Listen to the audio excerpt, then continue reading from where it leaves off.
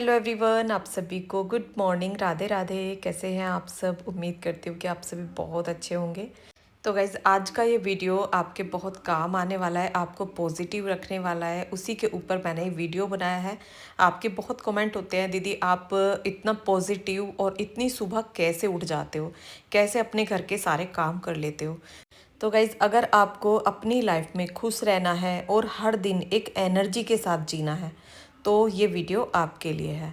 और इस पे ना कई बार मैं पहले भी वीडियो बना चुकी हूँ। आपके कमेंट भी होते हैं, दीदी आपके वीडियो से हम बहुत मोटिवेट होते हैं, बहुत अच्छा लगता है, एक एनर्जी सी बॉडी में आ जाती है। तो गाइज़, हमारे साथ ऐसा होता है जैसे हम किसी सामने वाले, कोई भी पर्सन हमारे सामने खड़ा हुआ है और हम उससे बात कर रहे हैं, तो अगर वो पॉजिटिव बातें करता है ना तो हमारे अंदर भी ना एक पॉजिटिविटी आती है।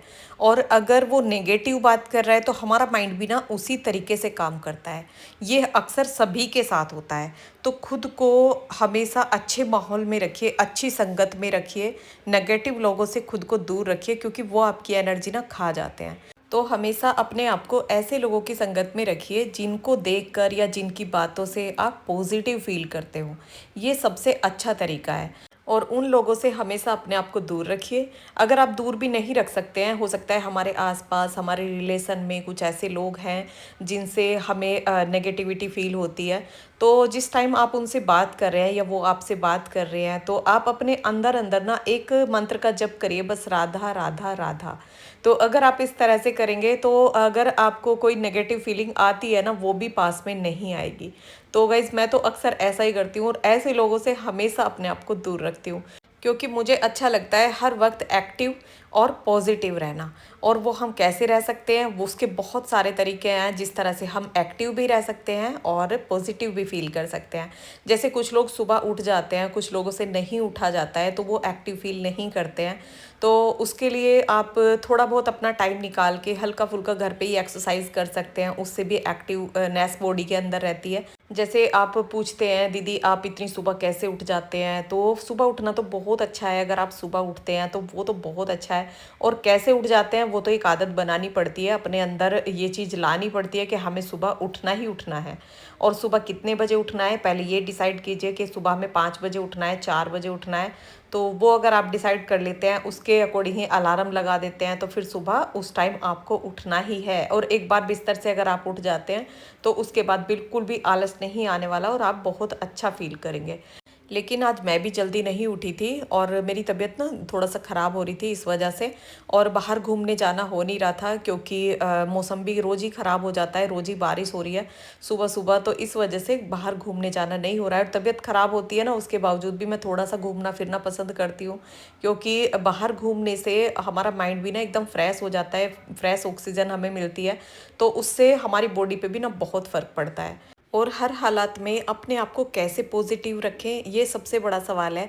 कि हमें दुख भी होते हैं, सुख भी होते हैं, जैसे हम बीमार हो जाते हैं तो नेगेटिव फीलिंग आने लगती है, तो उसमें खुद को कैसे पॉजिटिव रखें। तो अपने आप को पॉजिटिव रखना इतना मुश्किल भी नहीं है जितना हम लोग सोचते हैं कि ये बहुत मुश्किल है हर वक्त पॉजिटिव रहना।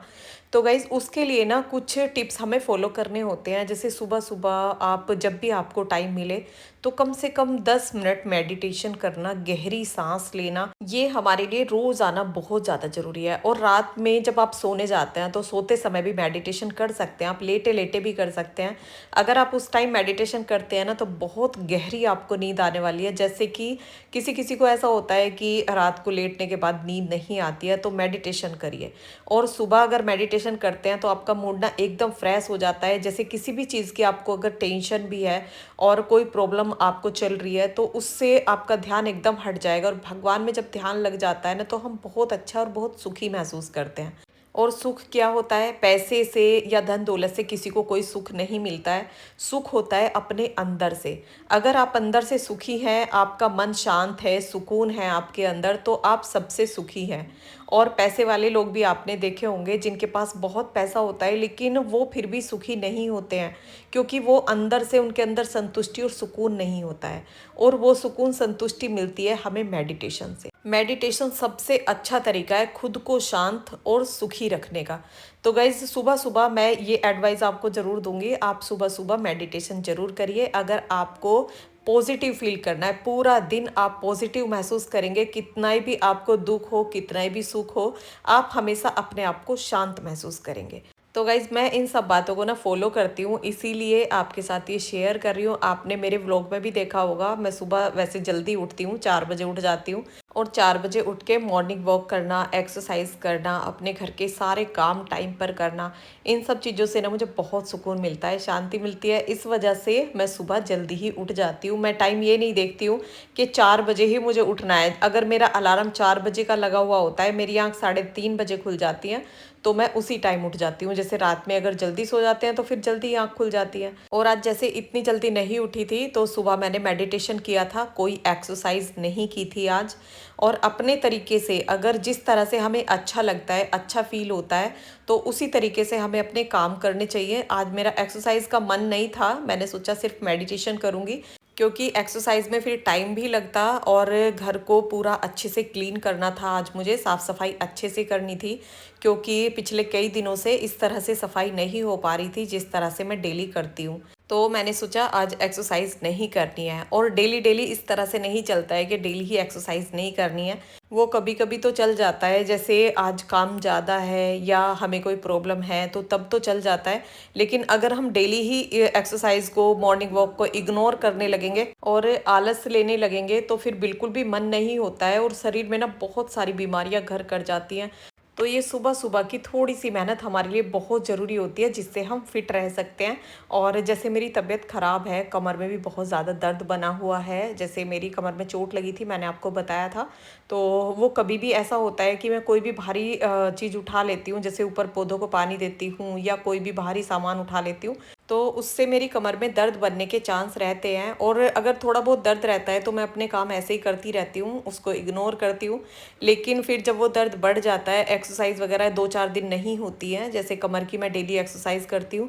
और अब काफ़ी टाइम से ऐसा हो रहा है कि जैसे बाकी एक्सरसाइज कर लेती हूँ और टाइम इतना नहीं बचा हुआ होता है, क्योंकि सुबह सुबह बहुत सारे काम होते हैं, तो उसमें कमर की एक्सरसाइज मिस कर देती हूँ कि हाँ अभी कोई दर्द नहीं है। तो होता है सभी के साथ कि हम जो प्रॉब्लम हमें नहीं होती है ना, उसको हम इग्नोर करते हैं, लेकिन प्रॉब्लम होने का कुछ पता नहीं चलता है कब हो जाए।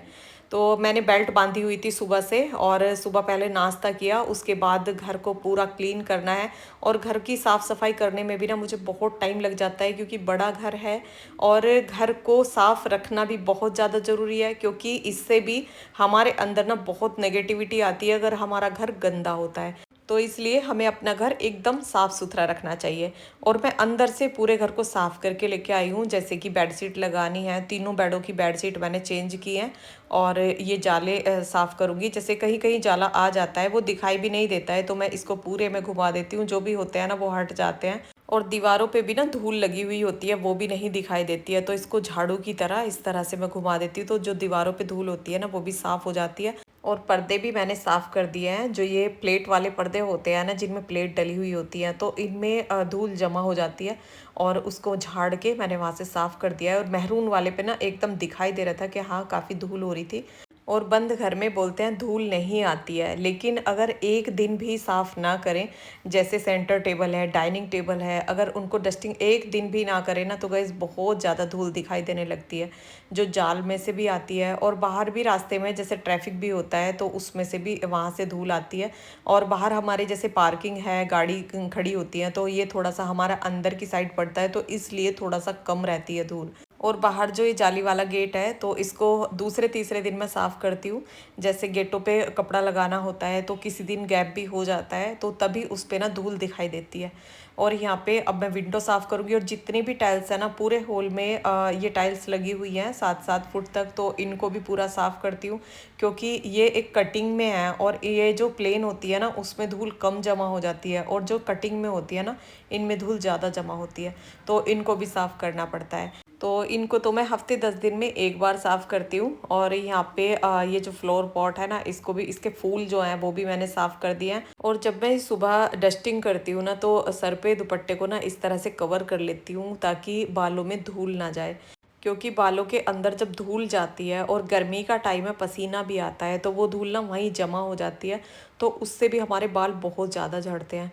और बालों के लिए ना बहुत ऐसे कमेंट आए हुए हैं कि दीदी हमें एलोवेरा सूट नहीं होता है, और क्या दही लगा सकते हैं, खाली दही हम लगा सकते हैं? तो खाली दही भी लगा सकते हैं, और दही में अगर आप 1-2 चम्मच सरसों का तेल डाल लेते हैं तो वो भी अच्छा होता है। और अगर आपको सरसों का तेल नहीं डालना है तो आप खाली दही भी लगा सकते हैं। और ऐसा होता है कि एलोवेरा किसी किसी को सूट नहीं करता है। जैसे कुछ लोग चेहरे पे लगा लेते हैं तो एलर्जी हो जाती है, बालों में लगा लेते हैं वहाँ एलर्जी हो जाती है। तो अगर आपको इस तरह की कोई प्रॉब्लम होती है ना, तो वो अपने आप ही ठीक भी हो जाती है, उस पर कुछ लगाने की ज़रूरत नहीं है। फेस पे अगर एलर्जी हो जाती है एलोवेरा से, और जिन लोगों को ये सूट हो जाता है ना, उनके लिए तो ये बहुत ही अच्छा है। अगर आपको कोई भी प्रॉब्लम है हेयर से रिलेटेड या स्किन से, तो आप इसे यूज़ करिए, बहुत ही अच्छा है। और मैं तो हमेशा इसको यूज़ करती रहती हूँ। बीच बीच में जल्दी जल्दी तो नहीं हो पाता है, जब मुझे लगता है कि हाँ हफ्ता हो गया है, 10 दिन हो गए हैं, कुछ स्किन रब सी लग रही है, ड्राई सी लग रही है, तो मैं इसको यूज़ कर लेती हूँ। और यहाँ पे गाइज मैंने बेल्ट लगा ली है, क्योंकि मुझे कमर में थोड़ी प्रॉब्लम बन रही थी, और सुबह से जैसे मैं काम कर रही हूँ लगातार, तो होता है ऐसा, बीच में रेस्ट हो जाता है तो थोड़ा रिलीफ मिल जाता है, नहीं तो फिर दर्द बहुत ज़्यादा बन जाता है। और जब ये दर्द होना शुरू हो जाता है ना, फिर कुछ टाइम जब एक्सरसाइज रेगुलर करती हूँ, सुबह को भी करती हूँ, शाम को भी करती हूँ, तब जाके इसमें रिलैक्स मिलता है। और फिर कुछ दिन बाद ऐसा लगने लगेगा कि बिल्कुल मुझे दर्द ही नहीं था, तो फिर इग्नोर करती हूँ। और ऐसा ना हम सभी के साथ होता है, जब हम अपने आप को ठीक महसूस करते हैं ना, तो बहुत लापरवाही करते हैं अपने प्रति।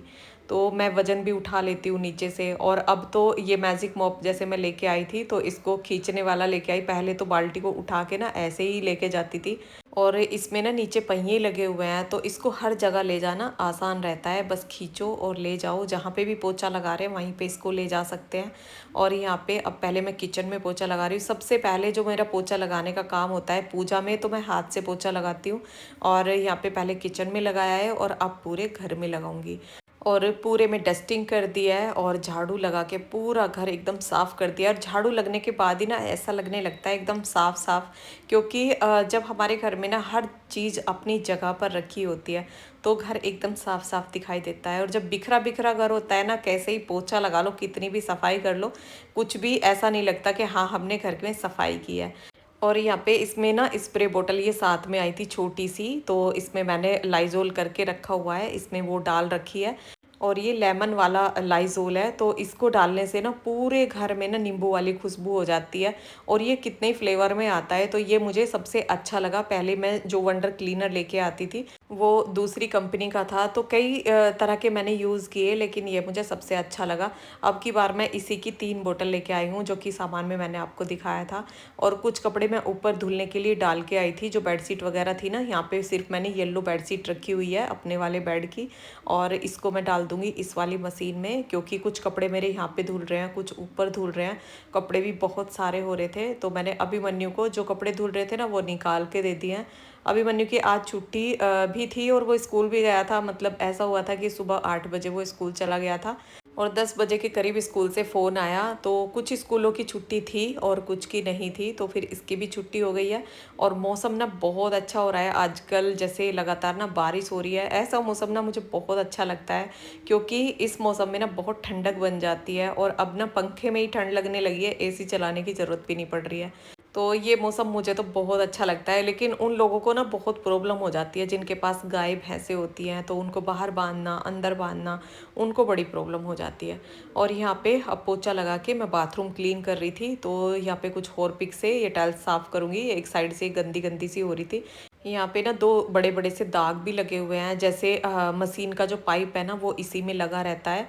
और टोटी से कुछ पानी भी ऊपर से बूंद-बूंद पानी टपक रहा था, तो उसका जो है पानी यहाँ पे नीचे जम गया है। तो मैं इसको आज हॉर्पिक से साफ़ कर रही हूँ, क्योंकि मेरे पास ना वो तेज़ाब नहीं है, वो ख़त्म हो गया है। जैसे बाथरूम पूरा मैंने साफ़ किया था, उसके बाद दोनों टॉयलेट सीट भी साफ़ की थी, तो इस वजह से वो पूरा ख़त्म हो गई थी बोतल। और अब वो नहीं था, तो मैंने सोचा इससे ही साफ़ कर देती हूँ। तो इससे देखो ये दोनों दाग ना मतलब क्लीन नहीं हुए हैं, साफ़ नहीं हुए हैं। और अगर उस तेज़ाब से साफ़ करती, जिससे पहले मैंने बाथरूम साफ़ किया था, आपके साथ शेयर किया, आपको दिखाया कि किस तरह हम बाथरूम को फटाफट से साफ़ कर सकते हैं, तो ये दाग ना एकदम साफ़ हो जाते और ज़्यादा रगड़ना भी नहीं पड़ता। और हॉर्पिक से ना मैंने बहुत रगड़ाए लेकिन ये दाग साफ़ नहीं हुए हैं। इसके लिए आपका ये भी कमेंट था कि हॉर्पिक से भी ना आसानी से साफ़ हो जाते हैं, तो हॉर्पिक से इतना आसानी से साफ़ नहीं होते हैं जितना आसान तेज़ाब से हो जाते हैं। और ये दाग ना मुझे तेज़ाब से ही साफ़ करने पड़ेंगे, क्योंकि जो गहरे दाग होते हैं ना उनको भी तेज़ाब फटाफट साफ़ कर देता है।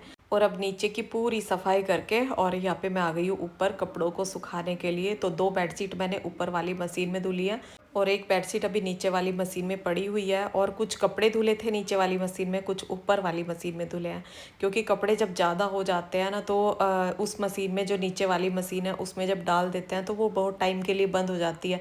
उसमें ऐसा नहीं है कि कपड़े धुले और वो निकाल लिए फिर और कपड़े डाल दिए, तो वो एक बार ही कपड़े धुल के और पानी में निकाल के सुखा के तैयार करके ही वो देती है, तो इसलिए उसमें टाइम लगता है। तो इसलिए बाकी कपड़े मैंने ऊपर ला के डाल दिए थे। और ऊपर अब जगह नहीं थी कपड़े डालने के लिए, क्योंकि तार भी फुल हो गए हैं और रेलिंग पे भी डाल दिए थे मैंने। और कुछ कपड़े ये नीचे ले आई हूँ, तो इनको यहाँ पे रेलिंग पे डाल दूँगी। ऊपर का पंखा चला दिया है तो कपड़े सूखने की ना कोई दिक्कत नहीं होती है, क्योंकि बाहर अगर कपड़े डालने होते हैं, जैसे बारिश हो रही है, मौसम ख़राब हो रहा है, तो उसमें दिक्कत होती है कपड़े सूखने में। कई कई दिन तक कपड़े नहीं सूखते हैं, तो ऊपर कमरे में जैसे पंखा चला देती हूँ, यहाँ पे भी पंखा चला दूँगी तो ये कपड़े सूख जाएंगे। और अब देखो पूरा घर हमारा एकदम साफ़ हो गया, एकदम सिमट गया है अच्छे से।